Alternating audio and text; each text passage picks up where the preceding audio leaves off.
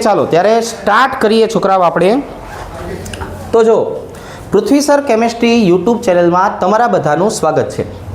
હવે છોકરાઓ આજે આપણે બંધારણીય સમઘટકતા છે એમાં 3 સમઘટકતા આપણે બાકી રાખી હતી. આ 3 સમઘટકતાનો આજે વારો લેવો છે. પહેલા નંબરે આવશે સવર્ગ, બીજા નંબરે આવશે છોકરાઓ આયનીય અથવા આયનીકરણ, અથવા શું આવે છોકરાઓ? આયનીકરણ. અને ત્રીજા નંબરે આવશે છોકરાઓ દ્રાવક મિશ્રણ, અથવા એનું બીજું નામ છે જળયોજન. અને આના કરતાં પણ એક અગત્યનો ટોપિક આપણે આજે શીખવાડવો છે. ડી કક્ષકનું સ્ફટિક ક્ષેત્ર વિભાજન. સ્ફટિક ક્ષેત્ર વિભાજન કઈ રીતે થાય ને એ આજે સમજાવશું. અષ્ટફલકીય માટેનો જે ટોપિક છે એ બહુ અગત્યનો છે, એ આપણે નેક્સ્ટ વિડીયોમાં લેશું.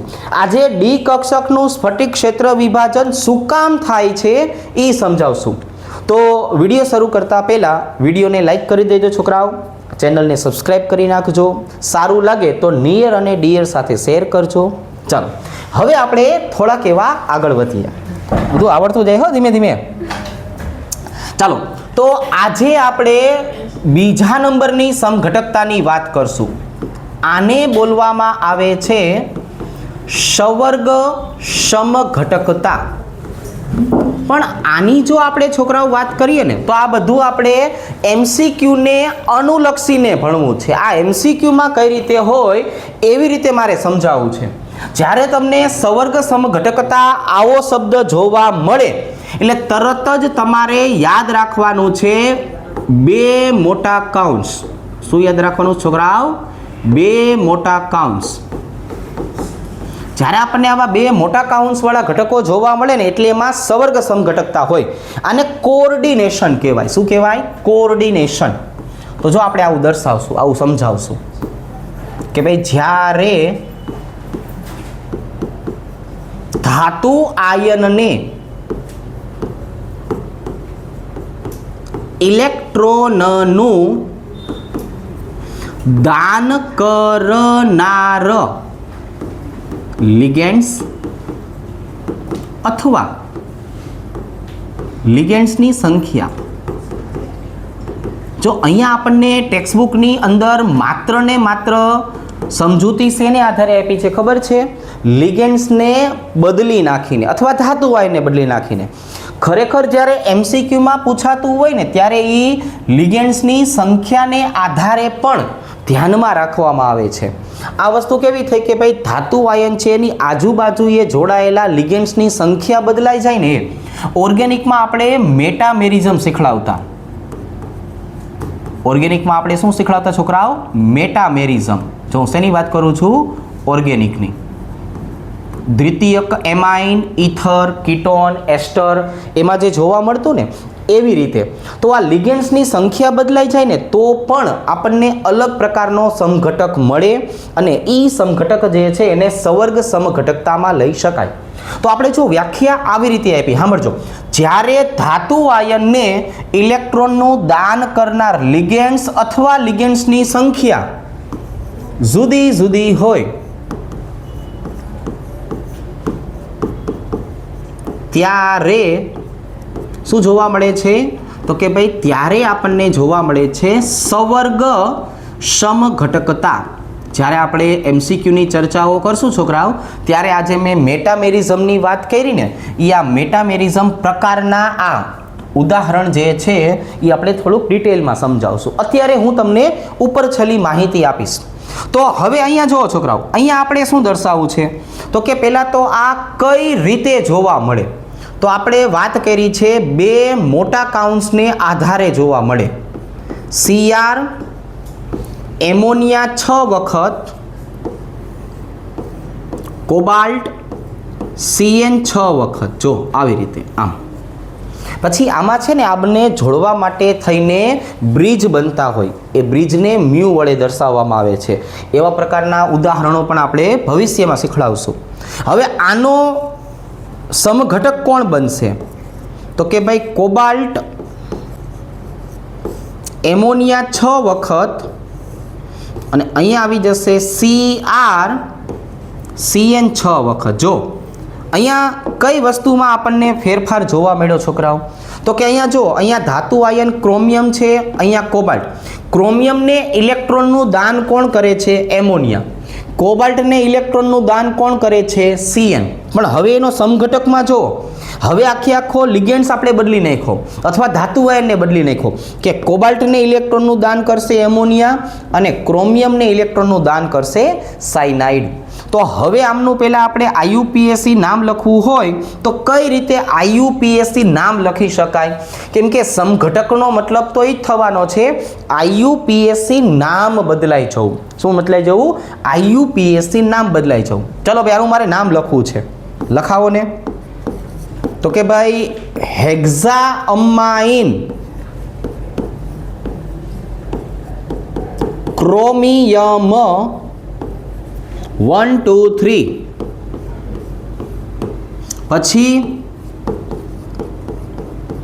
હેક્ઝાસાયનાઇડો કોબાલ્ટેટ. સાંભળજો છોકરાઓ, શું આવશે? કોબાલ્ટેટ 1 2 3. હવે IUPAC નામ નીચેવાળા ભાઈબંધનું બદલાઈ જશે. IUPAC નામ બદલાય એટલે સ્વાભાવિક છે આને એકબીજાના શું કહેવાય છોકરાઓ? સમઘટકો. ચલો બોલો જોઈ. તો જો અહીંયા આવું આવશે, હેક્ઝાઅમાઇન કોબાલ્ટ. જો હવે અહીંયા કોબાલ્ટ બની ગયું છોકરાઓ, 1 2 3. અને આની કોર શું આવી ગયું? તો કે ભાઈ આની કોર આવી ગયું હેક્ઝાસાયનાઇડો ક્રોમેટ. હવે મારે અહીંયા ક્રોમેટ લખવું પડશે, 1 2 3. જો આવી રીતે. હવે ખરેખર જોવા જઈએ તો આમના બંધારણ કઈ રીતના હશે એ હું તમને ફરીથી પાછો સમજાવું છું. જો આવી રીતે આજે આપણે બંધારણની વાત કરી છે ને છોકરાઓ, આ બંધારણ આવી રીતના હોય. જો આ બાજુએ જે છે એ આપણે ક્રોમિયમ દર્શાવશું અને આ બાજુએ કોને દર્શાવશું? કોબાલ્ટને. ક્રોમિયમને ઇલેક્ટ્રોનનું દાન કોણ કરે છે? તો કે જો ભાઈ એમોનિયા કરે છે. અને કોબાલ્ટને ઇલેક્ટ્રોનનું દાન કોણ કરે છે? તો કે સાયનાઇડ. પણ હવે આ બેયને જોડનાર વચ્ચેનો જે ભાઈબંધ રહ્યો ને, વચ્ચેનો ભાઈબંધ, એ જો આવી રીતે હશે, આમને બ્રિજ બોલવામાં આવે છે. શું બોલવામાં આવે છે? બ્રિજ. આ દ્વિતીયક એમાઇન જે છે એ બ્રિજ તરીકેનું કામ કરે. આમનું IUPAC નામ મ્યુની સાપેક્ષમાં થાય. બરાબર, MCQ વખતે આપણે નિરાતે સમજાવશું. તો અહીંયા શું બનશે? હવે ક્રોમિયમ અને કોબાલ્ટ જે છે એ અથવા લિગેન્ડ્સ જે છે એ પોતાની જગ્યા બદલી નાખે એટલે આમાંથી આ સમઘટક બની જાય. એટલે શું થાય? આમાંથી આ સમઘટક બની જાય. તો જ્યારે મોટા કાઉન્સની અંદર આવી રીતના તમને સમઘટકો જોવા મળે તો આને આપણે નામ આપવાનું છે છોકરાઓ સવર્ગ સમઘટકતા. આને શું નામ આપવાનું છે? સવર્ગ સમઘટકતા. રેડી? જો આવી રીતના હોય, ખ્યાલ આવી જશે, સમજાઈ જશે. તો હવે આ વસ્તુ પહેલાં તમે લખી નાખો, આના પછીની આયનીકરણ સમઘટકતા હું તમને સમજાવું છું. ચાલો જો હવે ત્રીજા નંબરની છોકરાઓ આપણે વાત કરીએ તો ત્રીજા નંબરે કોણ આવવાનું છે? તો કે ભાઈ આને કહેવાનું છે આયનીય સમઘટકતા.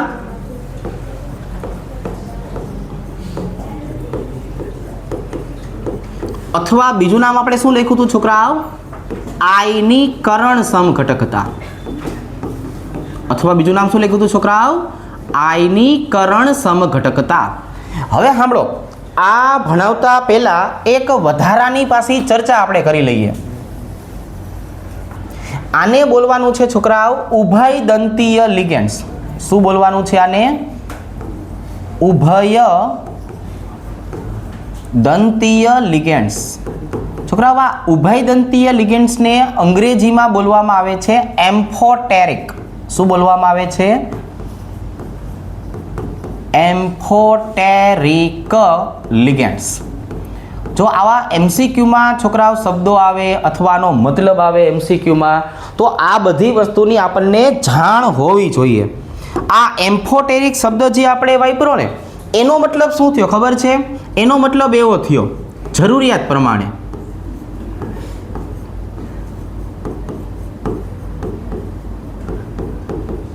જો આ જરૂરિયાત પ્રમાણે કામ કરે.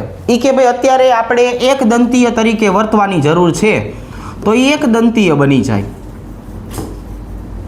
કોક એમ કે ના ના ભાઈ દ્વિદંતીય બનવું પડશે, તો એ કે કંઈ વાંધો નહીં, દ્વિદંતીય બની જશું. બરોબર છે. ફ્લેક્સિબલ લિગેન્ડ્સ છે. અને ફ્લેક્સિડેન્ટેડ લિગેન્ડ્સ પણ બોલવામાં આવે છે. જો યાદ આવી ગયું બીજો શબ્દ, ફ્લેક્સિડેન્ટેડ. ફ્લેક્સિડેન્ટેડ કેવો? ફ્લેક્સિબલ બિચારો. તમે કયો એક દંતીય બની જા, એક દંતીય બની જાય. દ્વિદંતીય બની જા, દ્વિદંતીય બની જાય. તમે કયો એમ કામ કરે. મને લાગે છે ને લગ્ન થઈ ગયા હશે. હવે આના બે ઉદાહરણ આપણે યાદ રાખવાના છે. એક આવશે SO4-2 અને બીજું આવશે છોકરાઓ CO3-2. જો આ એવા પ્રકારનો લિગેન્ડ છે જેમ કયો એમ કામ કરે. એટલે આની જો હવે આપણે વાત કરીએ તો હું તમને ઉદાહરણ આપીને સમજાવું કે ભાઈ કોબાલ્ટ એમોનિયા 5 વખત SO4 જો આવી રીતે. અને બીજું ઉદાહરણ કયું છોકરાઓ ખબર છે? કોબાલ્ટ એમોનિયા 4 વખત SO4 હવે અહીંયા જરાક ધ્યાન આપો તમે. પહેલામાં એમોનિયા કેટલા છે? 5. તો એનો મતલબ એમોનિયા છે ને પ્રબળ લિગેન્ડ્સ કહેવાય. હવે જ્યારે એમોનિયા 5 ઇલેક્ટ્રોન યુગ્મનું દાન કરતો હોય એટલે એની સાપેક્ષમાં SO4 કેવો બની જશે ખબર છે? તો કે અત્યારે SO4 વર્તવાનો છે એક દંતીય તરીકે. આ શેના તરીકે વર્તવાનો છે? એક દંતીય તરીકે. પણ બીજા ઉદાહરણમાં જો અહીંયા એમોનિયાની સંખ્યા આપણે કેટલી કરી નાખી છે? 4. તો હવે કેટલા ઇલેક્ટ્રોનની જરૂર પડી? તો કે 2. તો હવે આ SO4 શું કરશે? તો કે SO4 2 ઇલેક્ટ્રોન યુગ્મનું દાન કરશે. એટલે અત્યારે એ કેવો બની જશે? તો કે અત્યારે એ બની જશે દ્વિદંતીય લિગેન્ડ્સ. તમે જેવું કહેશો ને એવું SO4 બની જશે. એટલે આપણે આને નામ શું આપ્યું છે? એટલે આપણે આને નામ આપ્યું છે આવી રીતે. જો ફ્લેક્સિડેન્ટેડ લિગેન્ડ્સ. બરાબર. ઉભયદંતીય અથવા એમ્ફોટેરિક તરીકે પણ દર્શાવી શકાય. હવે અહીંયા હજુ મારે તમને થોડુંક વધારાનું કહેવું છે. અહીંયા હું તમને આયનીય સમઘટકતા સમજાવી તો દઈશ, પણ આમાંથી ખરેખર MCQ કેવો પૂછાય ને એની આપણે વાત કરીએ. જો થોડીક એક્સ્ટ્રા માહિતી હજુ પણ લઈ લઈએ. હવે આપણે એક્સ્ટ્રા માહિતીમાં શું લેવું છે? તો કે પહેલા આપણે શબ્દ શીખવો છે પ્રતિ આયન એટલે શું. તો પ્રતિ આયનનો મતલબ એવો થશે કે મોટા કાઉન્સ સાથે જોડાયેલા ધન આયન અથવા મોટા કાઉન્સ સાથે જોડાયેલા ઋણ આયન, આને ભાઈબંધ બોલવામાં આવે છે પ્રતિ આયન. કઈ રીતે સમજાવું છું? જો અહીંયા આ K4 અને મોટો કાઉન્સ. અહીંયા જોજો છોકરાઓ, મોટો કાઉન્સ અને ક્લોરીન આવી રીતે. તો અહીંયા જે પોટેશિયમ છે એ શેના તરીકે વર્તવાનું છે? તો કે પોટેશિયમ વર્તવાનું છે ધન આયન તરીકે. જો છોકરાઓ, તો આને પ્રતિ આયન કહેવાય. અહીંયા ક્લોરીન શેના તરીકે વર્તવાનું છે છોકરાઓ? ઋણ આયન તરીકે. તો આ ઋણ આયન જે છે ને છોકરાઓ, એને પણ શું બોલાય? પ્રતિ આયન કહેવાય. બરાબર છે. હમણાં ભણાવતા હોશિયારી વધુ કરવું કા? ચાલો, અક્ષર હારા નીકળવા માંડ્યા ને એટલે. તો હવે જો આ ધન આયન અને ઋણ આયન, આની જો આપણે વાત કરીએ તો આ બે કેવા થઈ ગયા? પ્રતિ આયન થઈ ગયા. તો આ પ્રતિ આયન તરીકે જ્યારે આપણને છૂટા પડતા ઘટક જોવા મળે ને ત્યારે એને આયનીય સમઘટકતા કહેવાય અથવા આયનીકરણ. પણ એની વ્યાખ્યા છે ને આવી રીતે લખશું છોકરાઓ, સાંભળજો. જ્યારે પ્રતિ આયન એ પ્રબળ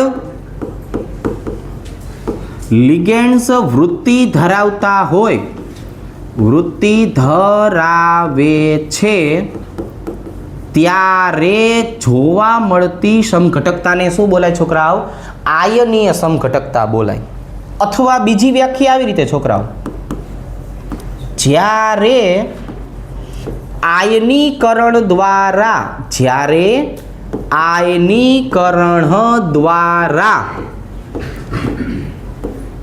છૂટા પડતા આયનો જુદા જુદા હોય. જ્યારે તમે આને પાણીમાં નાખો ને તો આયનો કેવા હોય છોકરાઓ? જુદા જુદા હોય. તો પણ આને શું બોલાય? આયનીય સમઘટકતા બોલાય. કઈ રીતે? ઉદાહરણ આપીને સમજાવું છું. માની લો કે આપણી પાસે એક બંધારણ આવું છે, કોબાલ્ટ. અહીંયા મારી પાસે છે એમોનિયા 5 વખત, બ્રોમિન અને SO4 જે છે એ જો મોટા કાઉન્સની 12 છે. અત્યારે પ્રતિ આયન તરીકે કોણ આવેલું છે? તો કે SO4. જો SO4 અત્યારે આપણું કેવું કહેવાય છોકરાઓ? પ્રતિ આયન કહેવાય. હવે તો કે હવે નાખો આને પાણીમાં. તમે જેવું આને પાણીમાં નાખશો એટલે આયનીકરણ થશે. અને આયનીકરણમાં શું થયું ખબર છોકરાઓ? કોબાલ્ટ એમોનિયા 5 વખત ઇન્ટુ બ્રોમિન. જો આનું કાંઈ ન થયું, માંથી આવી ગયો +2 વીજભાર અને વત્તા છૂટું શું પડ્યું છોકરાઓ? SO4 -2. એટલે અત્યારે આયનીકરણ કોનું થયું? આયનીકરણ. જો SO4 નું આયનીકરણ થયું. અહીંયા આયનીકરણ જે છે એ કોનું થયું? SO4 નું થયું. આમાંથી હજી એક પ્રકારનો MCQ પૂછાય છે, થોડીક વાર પછી સમજાવું. હવે આ જગ્યાએ જુઓ છોકરાઓ, કોબાલ્ટ એમોનિયા 5 વખત. હવે SO4 પ્રબળ લિગેન્ડ્સ વૃત્તિ ધરાવતો હતો. જો આપણે કીધું ને કે જ્યારે પ્રતિ આયન એ પ્રબળ લિગેન્ડ્સ વૃત્તિ ધરાવે. પ્રતિ આયન કોણ હતો? આપણો SO4. એ પોતે અંદર આવી ગયો, બ્રોમિનને બહાર કાઢી નાખ્યો. જો બ્રોમિનને કેવો કર્યો છોકરાઓ? બહાર કાઢ્યો. તો હવે જરાક જોવો જોઈએ, પ્રતિ આયન હવે કોણ બની ગયું? તો કે પ્રતિ આયન હવે બ્રોમિનને બનાવી નાખ્યો. આને નાખવો જોઈએ પાણીમાં. તો કે આને છોકરાઓ આપણે પાણીમાં નાખશું કે નહીં? એટલે આવું બંધારણ મળશે. કોબાલ્ટ એમોનિયા કેટલી વખત છોકરાઓ? 5 વખત. SO4 જો અંદરનું અંદર, પણ બ્રોમિન હતો ને એટલે +1 વીજભાર આવશે અને વત્તા કોણ આવશે? Br-. આ વખતે સમીકરણની અંદર આયનીકરણ કોનું થયું? તો કે ભાઈ આ વખતે સમીકરણની અંદર જો આયનીકરણ બ્રોમિનનું થયું. કોનું થયું? બ્રોમિનનું. તો અહીંયા બીજી વ્યાખ્યા જો, જ્યારે આયનીકરણ દ્વારા છૂટા પડતા આયનો કેવા હોય? જુદા જુદા. તો પણ આને શું બોલાય? આયનીકરણ સમઘટકતા. પહેલી વ્યાખ્યામાં એવું સમજાયું કે પ્રતિ આયન પ્રબળ હતો. SO4 પ્રતિ આયન હતો, એ પ્રબળ લિગેન્ડ્સ બનવાની વૃત્તિ ધરાવતો હતો. એટલે એ જો અંદર આવી ગયો, મોટા કાઉન્સની અંદર આવે તો એને લિગેન્ડ્સ કહેવાય. પહેલી વ્યાખ્યા આવી રીતે. બીજી વ્યાખ્યા, છૂટા પડતા આયન કેવા છે? નોખા છે. છૂટા પડતા આયન કેવા છે છોકરાઓ? નોખા છે. હવે તો કે એક આ વ્યાખ્યા સમજાવી. હજુ કઈ રીતે તમને પ્રશ્ન પૂછે છે? તો કે સમજાવો કે આમાં આયનીકરણ સમઘટકતા છે, અથવા તમે સાબિત કરો કે આમાં SO4 જ છૂટો પડે છે, આમાં બ્રોમિન છૂટો પડે છે. તો એ આપણે સાબિત કઈ રીતે કરશું? તો કે આનું આયનીકરણ છે ને તમારે શેમાં કરવાનું ખબર છે? આનું આયનીકરણ કરવાનું બેરિયમ ક્લોરાઇડના દ્રાવણમાં. તમે બેરિયમ ક્લોરાઇડના દ્રાવણમાં આયનીકરણ કરશો એટલે અહીંયા છૂટું કોણ પડ્યું હોય? SO4 -2 છૂટો પડ્યો હોય. જો છે. તો આ બેરિયમ અને SO4 એકબીજા સાથે જોડાઈ જશે અને BaSO4 બનાવશે. શું બનાવશે છોકરાઓ? BaSO4. તો હવે આ જે BaSO4 આપણે છોકરાઓ બનાવ્યો ને, એના તરત જ સફેદ અવક્ષેપ મળશે. શું મળશે? સફેદ અવક્ષેપ. અથવા આ જ ઘટકને આપણે શું કરશું હવે, તો કે હવે હું AgNO3 ના દ્રાવણમાં છૂટો પાડીશ. શેના દ્રાવણમાં છૂટું પાડું છોકરાઓ? AgNO3 ના દ્રાવણમાં. જો AgNO3 ના દ્રાવણમાં છૂટું પાડ્યું હોય અને બ્રોમિનનું આયનીકરણ થયું હોય તો અહીંયા શું બન્યું હશે, તો કે તો અહીંયા AgBr બન્યું હશે. અહીંયા શું બન્યું હશે છોકરાઓ? AgBr. જો AgBr બન્યું હશે તો તરત જ તમને પીળા અવક્ષેપ જોવા મળશે. કેવા અવક્ષેપ જોવા મળશે છોકરાઓ? પીળા અવક્ષેપ જોવા મળે. તો તમારે આ ઘટકનું આયનીકરણ એક વખત શેમાં કરવાનું, તો કે ભાઈ BaCl2 ના દ્રાવણમાં કરવાનું અને બીજી વખત શેમાં કરવાનું? AgNO3 ના દ્રાવણમાં. જો તમને BaSO4 ના સફેદ અવક્ષેપ મળે તો સમજી લેવાનું અહીંયા છૂટો પડતો ઘટક SO4 હશે. અને જો તમે AgNO3 ના દ્રાવણમાં આયનીકરણ કરો અને જો તમને પીળા અવક્ષેપ મળે તો સમજવાનું કે અહીંયા આયનીકરણ પામતો ઘટક કોણ હશે? બ્રોમિન હશે. તો આ ટોપિક જે છે એ થિયરીની બદલે MCQમાં વધારે પૂછાય. તમારે આટલા શબ્દ ઉપર ધ્યાન રાખવાનું છે: ફ્લેક્સિડેન્ટેડ, ઉભયદંતીય, એમ્ફોટેરિક, જરૂરિયાત પ્રમાણે વર્તનારો. પ્રતિ આયન એટલે શું થાય, તો કે ધન આયન અને ઋણ આયન કહેવાય. અને બાકીના આ ઘટકો. રેડી? આ એકવાર લખી લ્યો, પછી વધારાની માહિતી આપું.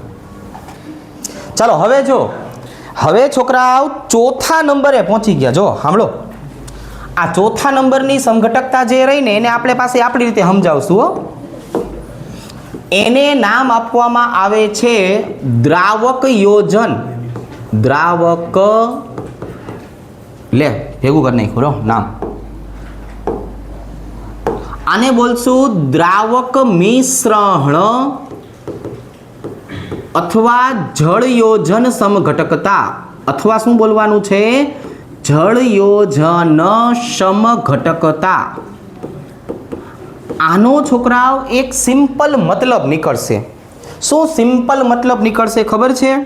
તો કે અહીંયા આપણે દ્રાવક તરીકે કોને લેવાનું છે? તો કે ફરજિયાત પાણીને લેવાનું છે. ફરજિયાત પાણી. અને પાછી પાણીની ખાસિયત શું છે? તો કે પાણીની ખાસિયત એવી છે કે એ લિગેન્ડ્સ તરીકે વર્તે છે. શેના તરીકે વર્તે છે છોકરાઓ? લિગેન્ડ્સ તરીકે. જો જ્યારે આવી વસ્તુ ભેગી થાય ને છોકરાઓ, કે દ્રાવક તરીકે પાણી હોય ને પાણી પાછું લિગેન્ડ્સ તરીકે વર્તું હોય, ત્યારે આવા પ્રકારની સમઘટકતા જોવા મળે છે. એટલે કે આમ જોવા જઈએ તો આંશિક રીતે આયનીકરણ સમઘટકતા જ છે. આ પાછી કેવી છે છોકરાઓ? આયનીકરણ સમઘટકતા જ છે. આમાં આપણે પાણીને કાઢી જ મૂકવાનું છે. પણ હવે પાછું ફરીથી તમને એક વખત એક્સ્ટ્રા મુદ્દો જે છે એ એક્સ્ટ્રા મુદ્દો સમજાવું. એ જો અહીંયા છે ને બે પ્રકારની વાત કરશું. એક વાત કરશું છોકરાઓ, જ્યારે ક્લોરીન માઇનસ પ્રતિ આયન તરીકે આવેલું હોય. આપણે છે ને આવું દ્રાવણો ચેપ્ટરમાં શીખતા. દ્રાવણો ચેપ્ટરમાં ક્લોરીનનું જેટલું આયનીકરણ થાય એ AgNO3 સાથે પ્રક્રિયા કરતું. Cl માઇનસની તમે પ્રક્રિયા AgNO3 સાથે કરો ને એટલે શું થાય જોવો જોઈએ, તો કે ભાઈ તરત જ AgCl ના સફેદ અવક્ષેપ મળે. તરત જ શું થાય છોકરાઓ? તો કે ભાઈ તરત જ AgCl છે એના સફેદ અવક્ષેપ મળે. આવી રીતે જો AgCl ના સફેદ અવક્ષેપ મળે. એક આ વસ્તુને યાદ રાખશું કે AgCl ના કેટલા મોલ બને છે. બીજું આપણે છે ને આવું યાદ રાખશું કે આપણો ઓલો ભાઈબંધ જે રહ્યો ને સાંદ્ર H2SO4, આનું મેઇન કામ શું છે ખબર છે? આનું મેઇન કામ છે ભેજ શોષક. આપણે ઓલા આલ્કોહોલ છે એના નિર્જલીકરણમાં શીખડાવેલું કે આનું એક અગત્યનું કામ કયું છે? આ ભેજ શોષક તરીકે વર્તે છે. શેના તરીકે વર્તે? ભેજ શોષક. તો હવે છે ને અહીંયા હું તમને બે રીતે સમજાવીશ. આમાંથી છે ને બે પ્રકારના MCQ પૂછાય છે. સાંભળજો છોકરાઓ, કયા બે પ્રકારના MCQ પૂછાય ને. અહીંયા આપણે લખીએ છીએ સંકીર્ણનું બંધારણ અહીંયા આપણે લખવું છે છોકરાઓ AgCl ના કેટલા મોલ મળશે. જોજો તમે દ્રાવણો ચેપ્ટર અને આ પાંચમું ચેપ્ટર એ બેને ભેગો કરીને એક MCQ બનાવે છે. આયનીકરણ કેટલું થાય ને એ. અને અહીંયા લખશું છોકરાઓ અણુભારનો ફેરફાર. હકીકતમાં ઘટાડો કહેવાય પણ હું ફેરફાર શબ્દ વાપરું છું. ચલો આ AgCl ના મોલ મેં લખી નાખ્યું પણ કોની સાપેક્ષમાં? જ્યારે તમે AgNO3 ના દ્રાવણ સાથે એની પ્રક્રિયા કરાવતા હોય ને ત્યારે. અને અણુભારનો ઘટાડો ક્યારે? જ્યારે આપણે સાંદ્ર H2SO4 ની સાપેક્ષમાં પ્રક્રિયા લેતા હોય ને ત્યારે. એ શું કરશે? પાણીને શોષી લેશે. તો હવે આપણી પાસે અહીંયા જુઓ બંધારણ છે ને આવી રીતના છે. પછી તમે મને કહેજો આનો જવાબ શું આવે છે. રેડી? Cobalt H2O6 Cl3. જો અહીંયા પાણી દ્રાવક તરીકે છે, લિગેન્ડ્સ તરીકે પણ વર્તે છે. બીજું ઉદાહરણ છે કોબાલ્ટ H2O5. એનો મતલબ એવો થયો છોકરાઓ એક લિગેન્ડ્સ ઘટ્યો. એક લિગેન્ડ્સ ઘટે એટલે આપણે અહીંયા કોને બોલાવશું? ક્લોરીનને. બહારની બાજુએ ક્લોરીન વધ્યા કેટલા? 2. અને એક પાણીનો અણુ જો તરત બહાર આવી ગયો. દેખાણું? હવે આપણને આઈડિયા આવી જાય છોકરાઓ. હવે તો કે હવે આવી રીતે H2O ની જો આપણે વાત કરીએ તો H2O કેટલા? 4. એક ક્લોરીનને હજી બોલાવો. હવે ક્લોરીન કેટલા થઈ ગયા? 2. બહારની બાજુએ ક્લોરીન કેટલા? 1. અને બહારની બાજુએ H2O ના અણુ કેટલા થયા છોકરાઓ? તો કે ભાઈ જો H2O ના 2 અણુ થયા, 2H2O. હવે તો કે હવે જો છોકરાઓ કોબાલ્ટ H2O ના અણુ કેટલા? 3. ક્લોરીનને હજુ અંદર લઈ લ્યો. બહાર ક્લોરીન કેટલા વધ્યા? 0. અને પાણીના અણુ કેટલા આવી ગયા છોકરાઓ? તો કે જો પાણીના અણુ આવી ગયા 3. રેડી? હવે મારે તમને શું શીખવાડવાનું રહ્યું છોકરાઓ? તો કે હવે મારે તમને આ શીખવાડવાનું રહ્યું કે તમે આ બંધારણ છે એને AgNO3 ના દ્રાવણમાં નાખો તો તમને AgCl ના કેટલા મોલ મળે? તો કે આને હું નાખું ને તો મને 3 મોલ મળે. જો કેટલા મોલ મળશે? 3. ખબર પડી ગઈ ને શું કામ? કેમ કે અહીંયા છૂટા પડનાર ક્લોરીન કેટલા? 3. આને તમે નાખશો તો કેટલા મોલ જોવા મળશે? જો 2 મોલ. આને પાણીમાં નાખશો તો કેટલા જોવા મળશે? 1 મોલ. આપણે એવું શીખડાવેલું છે કે ક્લોરીન અંદર વયો જાય ને પછી લિગેન્ડ્સ બની જાય અને લિગેન્ડ્સનું કોઈ દિવસ આયનીકરણ ન થાય. લિગેન્ડ્સ હોય તો એનું કોઈ દિવસ આયનીકરણ ન થાય. રેડી? અહીંયા જોવો જોઈએ 3 લિગેન્ડ્સ ક્યાં આવી ગયા? અંદરની બાજુએ. એનો મતલબ આવો થયો છોકરાઓ અહીંયા જે છે એ AgCl ના મોલ મળવાના નથી. હવે અહીંયા અણુભારના ફેરફારની વાત કરીએ. જો તમે H2SO4 ની સાપેક્ષમાં જોવા જાઓ તો H2SO4 આપણો કેવો છે? ભેજ શોષક. તો હું ભેજ શોષકની વાત કરું છોકરાઓ તો અહીંયા બધા પાણીના અણુ મોટા કાઉન્સની અંદર છે એટલે એકય પાણીનો અણુ જે છે એનું શોષણ થાય નહીં. ડેશ. અહીંયા એક પાણીનો અણુ બહાર આવ્યો. એક પાણીનો અણુ બહાર આવે એટલે અણુભારમાં કેટલાનો ફેરફાર થાય? 18 ગ્રામ પ્રતિ મોલ. કેમ કે એક પાણીનો અણુ ખેંચી લીધો. આને તમે પાણીમાં નાખશો તો જો 2 H2O ના અણુ ખેંચાઈ જશે. 18 દુને 36 ગ્રામ પ્રતિ મોલ. અને આ ભાઈબંધને પાણીમાં નાખશો તો 54 ગ્રામ પ્રતિ મોલ. તો આમાંથી છોકરાઓ આવા પ્રકારના MCQ પણ પૂછાય છે દ્રાવણો ચેપ્ટરની સાથે કોલોબરેટ કરીને. ખ્યાલ આવશે? તો આ MCQ જે છે એનો નવો મુદ્દો છે, એક વખત જરાક જોઈ લ્યો. જો હવે છોકરાઓ આના પછી આપણે વાત કરશું ડી કક્ષકનું સ્ફટિક ક્ષેત્ર વિભાજન. પણ MCQ માં પૂછાય ને એટલે ખાલી માહિતી આપું છું અત્યારે. જોજો ડી કક્ષકનું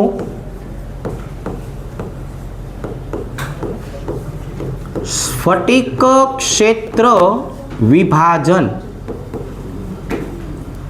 તો આ શીખતા પહેલા આપણને છોકરાઓ ડી કક્ષક વિશે થોડો ઘણો ખ્યાલ હોવો જોઈએ.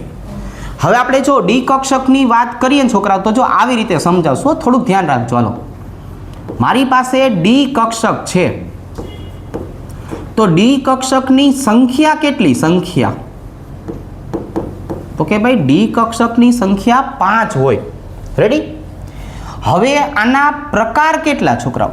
ડી કક્ષકની સંખ્યા આપણે કહી દીધું 5, પણ ડી કક્ષકના પ્રકાર કેટલા? તો એના જો 2 પ્રકાર આવે.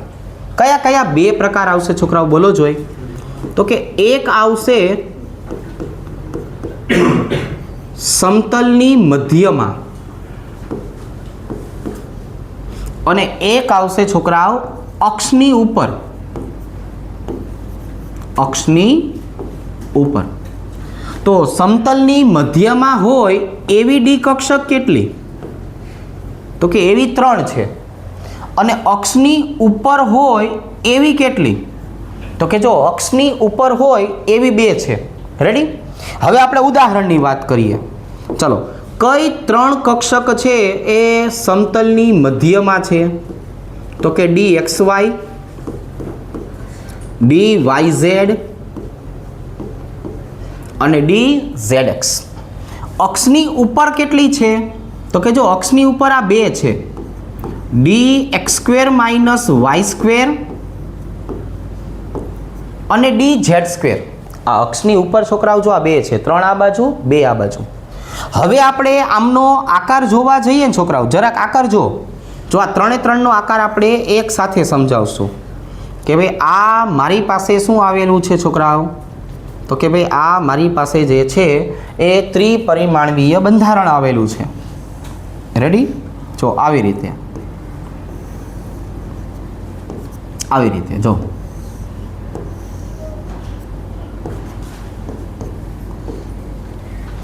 હવે આની અંદર છોકરાઓ આપણે શું કરીએ છીએ? તો કે ભાઈ આની અંદર જે છે એ આપણે આ કક્ષકોને દર્શાવીએ છીએ. માની લો કે છોકરાઓ આ એક્સ અક્ષ છે, આ વાય અક્ષ છે. તો એનો મતલબ એવો થયો, એક ડી કક્ષક જે રહી ને છોકરાઓ, એ એક્સ અને વાયના સમતલની વચ્ચે આવી રીતે આવશે, અને બીજી જે ડી કક્ષક છે એ એક્સ અને વાયની વચ્ચે આવી રીતે આવશે. જો હવે આપણે બદલી નાખીએ. હવે માની લ્યો કે આ વાય અક્ષ છે, આ ઝેડ, તો આકાર એનો આવો ને આવો રહે. માની લો કે છોકરાઓ આ ઝેડ છે અને આ એક્સ છે, તો એનો આકાર આવો ને આવો જ રહે. તો આનો મતલબ શું થયો? તો કે જો આનો મતલબ આવો થયો કે હવે તમે એક્સ વાય લ્યો, વાય ઝેડ લ્યો કે ઝેડ એક્સ લ્યો, આપણી કક્ષક જે છે એ આ સમતલની વચ્ચે આવશે. જો તમે આમ સમતલ દોર નાખો ને, સમતલ એ જો આવી રીતે, જો એ આવી રીતે, જો આ સમતલ થયું મારી પાસે. તો આ સમતલની વચ્ચેના ભાગે આવેલું છે. જો આ ક્યાં આવેલું છે છોકરાઓ? આખી ડી કક્ષક જો સમતલની વચ્ચે આવેલી છે. તો જ્યારે આપણે લિગેન્ડ્સને બોલાવશું તો લિગેન્ડ્સ કોને અસર કરશે? જે સમતલની વચ્ચે હશે ને એને જ અસર કરશે, બીજા બધાને અસર નહીં કરે. તો આ 3 કક્ષકો આ થઈ. હવે તો અક્ષની ઉપર કેટલી છે? તો કે જો અક્ષની ઉપર 2 છે. માની લો કે આ એક્સ છે, આ વાય છે. તો એક ડી કક્ષક આવી રીતે આવેલી છે અને એક ડી કક્ષક જે છે એ આવી રીતે આવેલી છે. જુઓ છોકરાઓ, આમ. એટલે આને શું બોલાય? D x square minus y square બોલાય. નીચે નામ લખી નાખું છું, જનરલ છે એટલે આવી રીતે d x square minus y square. અને હવે તો કે આ ઝેડ અક્ષને ધારો તો એક ડી કક્ષક આની ઉપર આવશે અને બીજી એના ઉપર જ આવશે.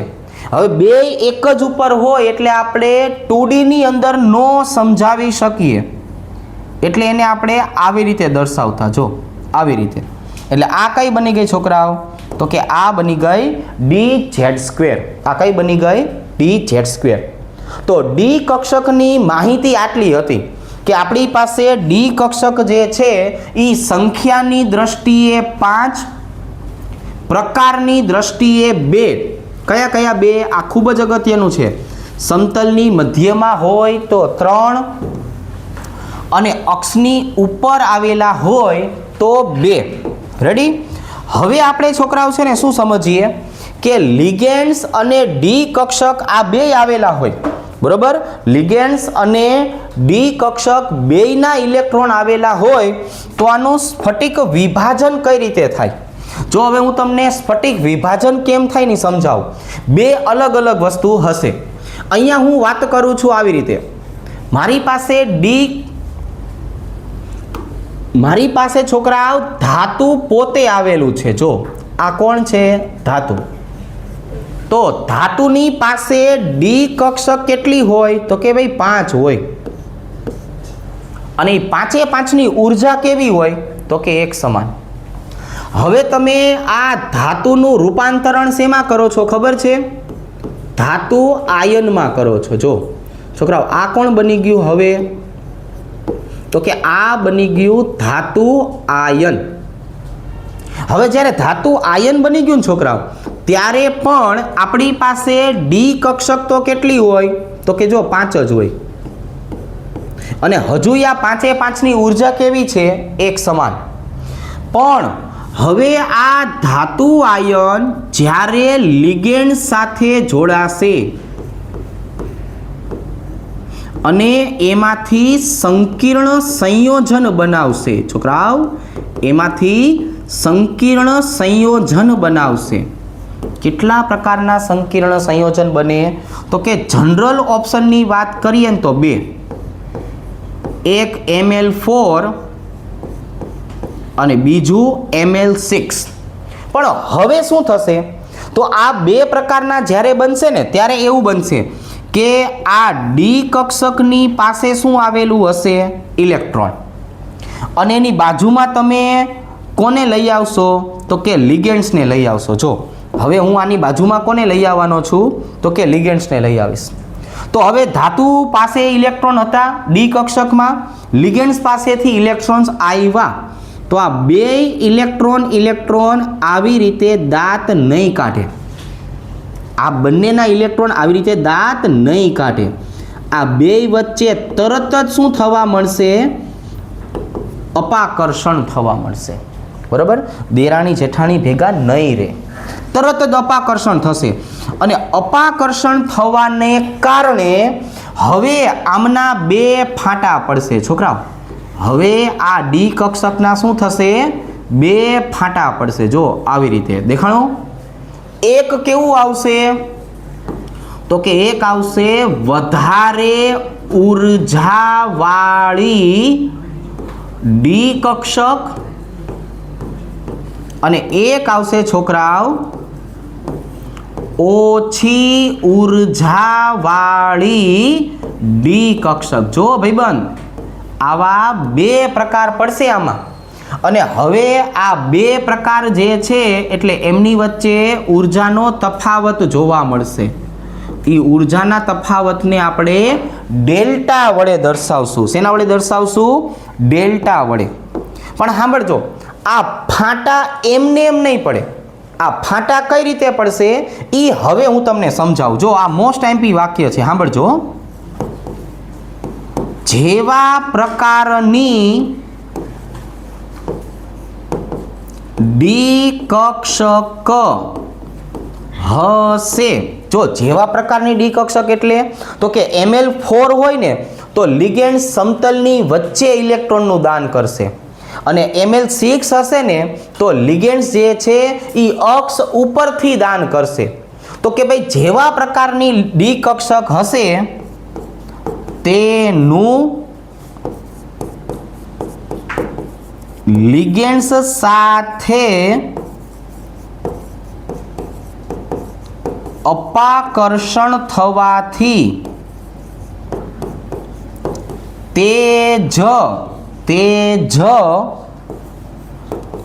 ડી કક્ષકની ઉર્જા વધશે. એ આવી રીતે. જો આનો એકવાર ફરીથી મતલબ સમજાવું. જો Ml4 આપણે લેશું કે નહીં તો શું થશે તો કે લિગેન્ડ્સ જે છે એ ક્યાં આવેલા હશે તો કે સમતલની વચ્ચે, અને સમતલની વચ્ચેવાળી ડી કક્ષકની જ ઉર્જા વધશે. એટલે ઉપર કોણ આવશે 3 કક્ષકો, નીચે કોણ આવશે 2 કક્ષકો. પણ જો Ml6 હશે ને તો એ લિગેન્ડ્સ ક્યાં આવશે અક્ષની ઉપર આવશે. અક્ષની ઉપર આવે તો માત્ર ને માત્ર 2 જ કક્ષકની ઉર્જા વધશે, બાકીની 3 કક્ષકો ઉર્જા કેવી રહેશે ઓછી. તો જો જેવા પ્રકારની ડી કક્ષક હશે તેનું જ અપાકર્ષણ થશે અને તે જ ડી કક્ષકની ઉર્જામાં વધારો થશે. એટલે હવે આ વસ્તુ આપણે નેક્સ્ટ લેક્ચરમાં વ્યવસ્થિત ડિટેલમાં શીખશું. રેડી? તો આજ માટે અહીંયા સુધી રાખીએ છીએ.